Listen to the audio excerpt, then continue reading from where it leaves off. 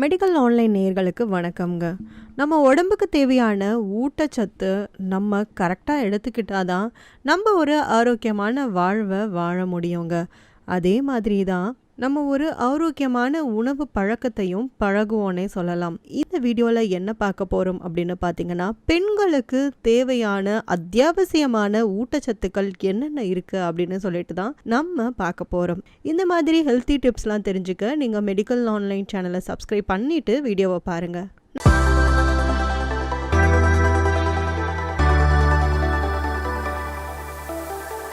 நம்ம எந்த ஏஜில் இருந்தாலும் சரி, அவங்களுக்கு தேவையான ஊட்டச்சத்து ரொம்பவே அவசியம்னே சொல்லணுங்க. ஆனால் பெண்கள் அப்படின்னு ஏன் நம்ம குறிப்பாக இந்த வீடியோவில் அப்படி பார்க்க போகிறோம் அப்படின்னு பார்த்தீங்கன்னா, ஒவ்வொரு பெண்களோட ஆரோக்கியத்தில் தான் அவங்களோட குழந்தைங்களோட ஆரோக்கியமும் அடங்கியிருக்குன்னே சொல்லலாங்க. அதனால ஊட்டச்சத்து குறைபாடு இருக்க பெண்களோட குழந்தைகள் அறிவாற்றல் குறைபாடு, வளர்ச்சி குறைபாடு, அது மட்டும் இல்லாமல் நோய் தொற்றுகளுக்கு எதிரான ஒரு எதிர்ப்பு சக்தி குறைஞ்சு இருக்கிறது, இந்த மாதிரி ஒரு குறைபாடு எல்லாமே இருக்கலாம். இதை தடுக்க தான் பெண்களுக்கு தனித்துவமான ஊட்டச்சத்துல கவனம் செலுத்தணும் அப்படின்னு சொல்றாங்க. சரி, பெண்களுக்கு தேவையான ஊட்டச்சத்துல முக்கியமான ஊட்டச்சத்து என்னென்ன அப்படின்னு பார்த்தோம்னா, ஃபோலிக் அமிலம் பெண்களுக்கு தினசரி 400 மைக்ரோகிராம் அளவு ஃபோலிக் அமிலம் தேவையாங்க. ஏன் அப்படின்னு கேட்டிங்கன்னா, குழந்தையோட மூளை மற்றும் முதுகு தண்டில் உருவாகக்கூடிய நரம்பு குழாயை உருவாக்க இதுதான் உதவுதான். அது மட்டும் இல்லாமல் டெலிவரிக்கும் முன்னாடி இருக்க விட்டமின்களில் ஃபோலிக் அமிலமானது மூளை அல்லது முதுகு தண்டு குறைபாடுள்ள குழந்தை பிறக்கும் அபாயத்தையுமே ஏற்படுத்தும் அப்படின்றாங்க.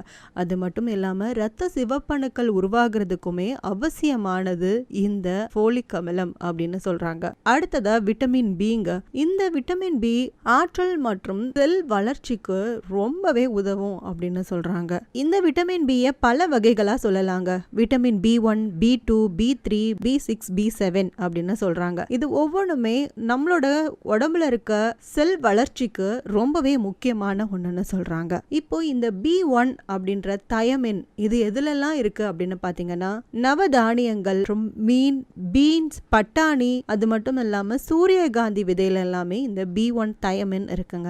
அடுத்ததா B2 ரிபோஃப்ளேவின். இது முட்டை, அப்புறம் இறைச்சிகள், காலை உணவு தானியங்கள் மற்றும் பால் உணவுல நிறைஞ்சிருக்கு அப்படின்றாங்க. அடுத்ததா B3 நியாசின். இது சிக்கன், பீஃப் மற்றும் ஃபிஷ் ஆகியவற்றில் இருக்கு அப்படின்னு சொல்றாங்க. அடுத்தது B6ங்க. B6 ஃபைரோடாக்சின் அப்படின்றாங்க. இது பீஃப், மீன், செறிவூட்டப்பட்ட தானியங்கள், அது மட்டும் இல்லாம கொண்டை கடலை, இதுல எல்லாமே இந்த B6 நிறைஞ்சிருக்கு அப்படின்னு சொல்றாங்க.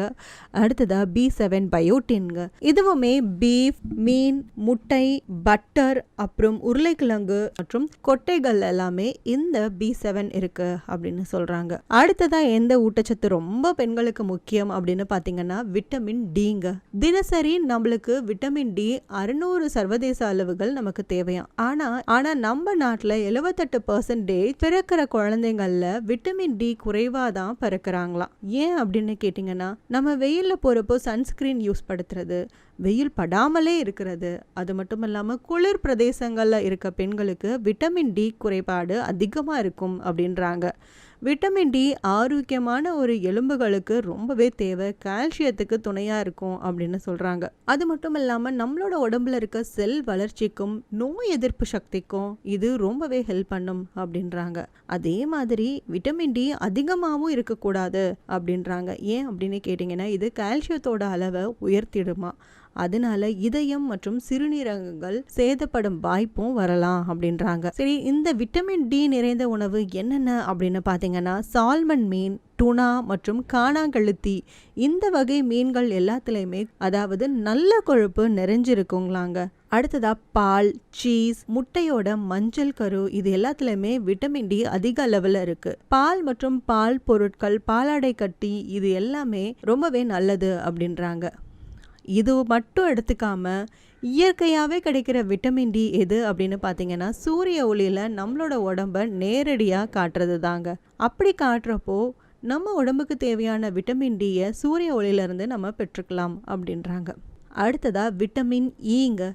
தினசரி அளவில் 15 மில்லிகிராம் அளவு விட்டமின் இ தேவைப்படுதான். இது நம்மளோட உடம்பு மூலக்கூறை சேதப்படுத்துகிற செல்களுக்கு எதிராக நம்ம உடம்பை பாதுகாக்கும் அப்படின்றாங்க. அது மட்டும் இல்லாமல் இது பெண்களுக்கு கர்ப்பம் தரிக்கிறது, ஆரோக்கியமான குழந்தைய பெற்றெடுக்கிறது, இது எல்லாத்துலயுமே ஏற்படுற சிக்கல்களை தடுக்க உதவும் அப்படின்னு சொல்லியிருக்காங்க. இதை ஆய்வும் பண்ணியிருக்காங்க. விட்டமின் இ சப்ளிமெண்ட்லாம் எடுக்காம நம்ம சாப்பிடுற உணவுல இருந்து விட்டமின் இ எடுத்துக்கிறது ரொம்பவே நல்லது. கொட்டைகள், விதைகள் மற்றும் தாவர எண்ணெய்கள் இதில் எல்லாத்துலயுமே விட்டமின் இ நிறைஞ்சிருக்கு அப்படின்றாங்க.